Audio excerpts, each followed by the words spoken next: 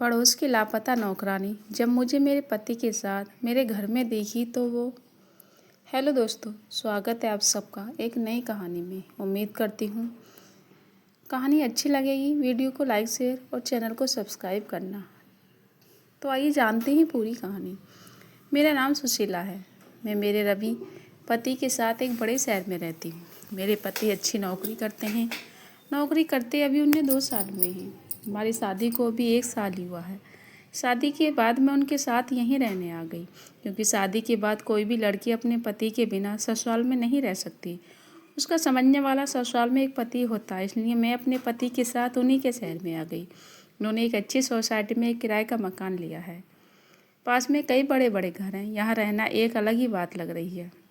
क्योंकि शादी को अब 1 साल हो गए थे, मैंने भी सोचा मैं भी जॉब वापस करती हूँ। हालांकि रवि इसके लिए मना करते थे, कहते थे वो अच्छा कमा लेते हैं, क्या ज़रूरत है। लेकिन फिर भी मैंने जॉब ज्वाइन कर लिया। जॉब के साथ घर का काम करने में थोड़ी परेशानी हो रही थी, इसलिए मैंने सोचा कि घर में काम करने के लिए एक नौकरानी रख लेती हूँ।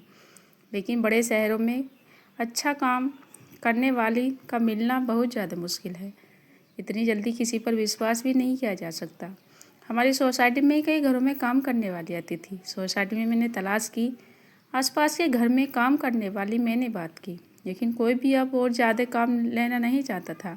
इसलिए मैंने सभी से मुझे मना कर दिया। मैंने ये बात रवि को बताई और उन्होंने ही कोई काम करने वाली को ढूंढने को कहा। रवि ने कहा कि वो कुछ करते हैं।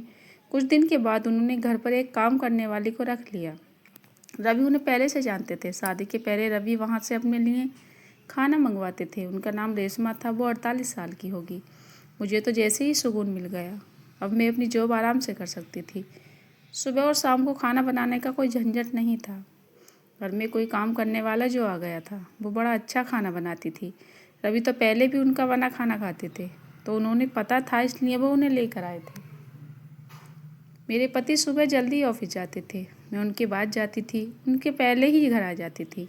मेरे आने तक रेशमा काम करने आ जाती थी, इसलिए घर की चाबी उनके पास ही रखी रहती थी। शाम को आते समय मैं कुछ समय सोसाइटी की महिलाओं से बातचीत किया करती थी।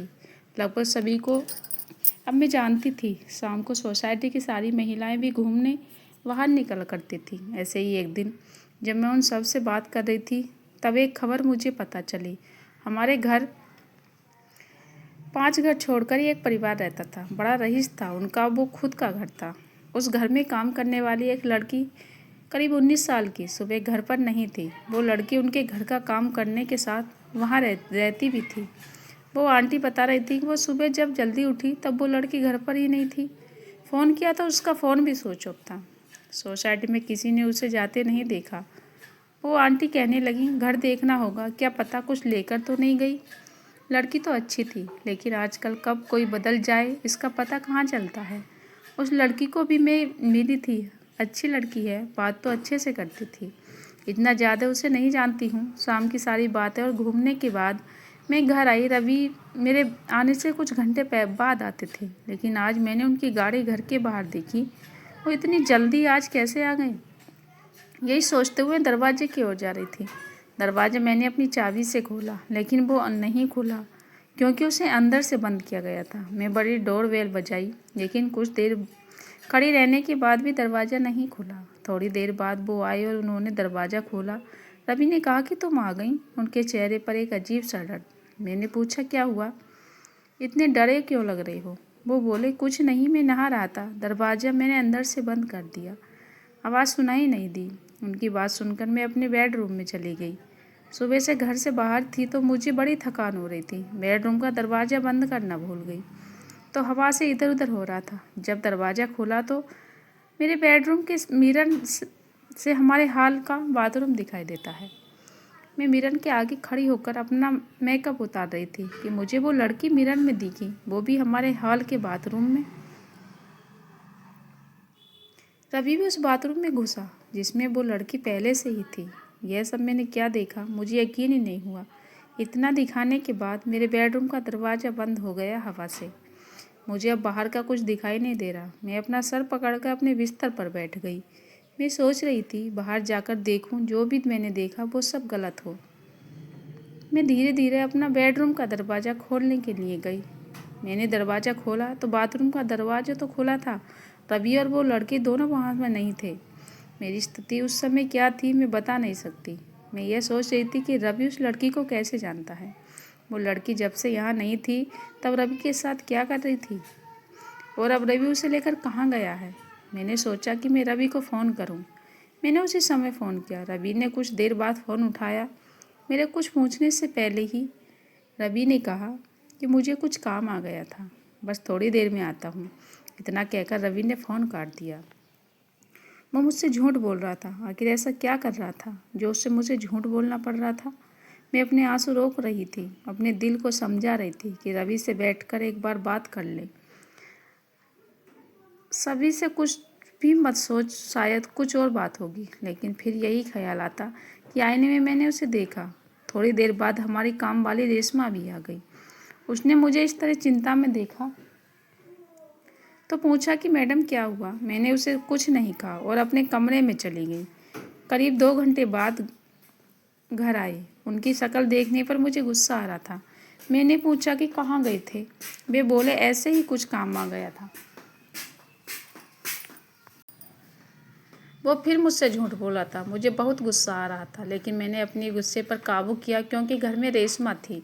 मैं नहीं चाहती थी कि ये बात बाहर जाए। मैंने सोचा कि रात में इस बारे में रवि से बात करूंगी। हम लोग दोनों खाने के लिए टेबल पर बैठे थे। रेशमा खाना लगा रही थी। खाना खाने के बाद रेशमा बोली कि साहब बहुत अच्छा काम किया आज आपने। रवि बोला कि थोड़ा और लेट हो जाता तो बस छूट जाती, इसलिए मैं आते ही चला गया। मैंने पूछा क्या बात हो रही है।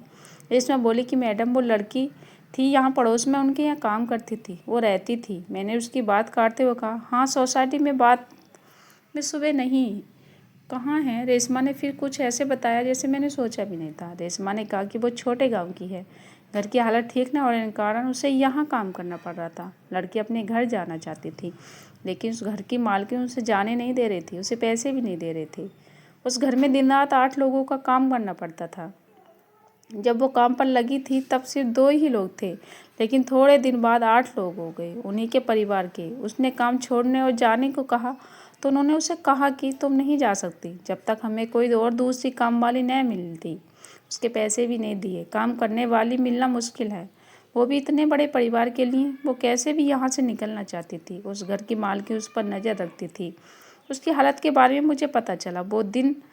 उस दिन सुबह उसके घर जाने के बाद यहाँ आ गई। आप लोग गई तभी वो यहाँ थी। बहुत रो रही थी। मैंने साहब को सारी बात बताई। अभी आपसे ज़्यादा मैं साहब को जानती हूँ, इसलिए मैंने आपको नहीं उन्हें बताया, उनकी मदद करने को कहा। इसलिए साहब उस लड़की को बस में बैठा कर अभी आई हैं। रवि ने कहा कि इसलिए मैं ऑफिस से जल्दी आ गया। जब मैं आया तो बाथरूम में छिपी हुई डरी हुई थी। मैं उसके बात कर रहा था कि तुम आ गई और वो फिर बाथरूम में छिप गई।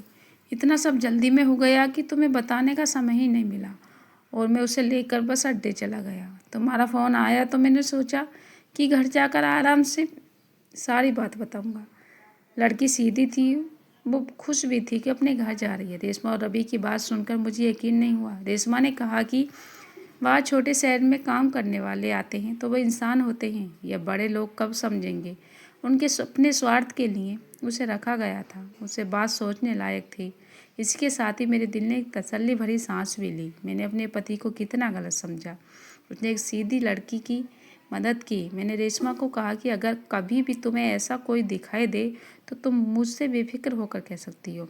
हम इंसान हैं, सभी अपना जीवन अपने हिसाब से जीने का हक रखते हैं।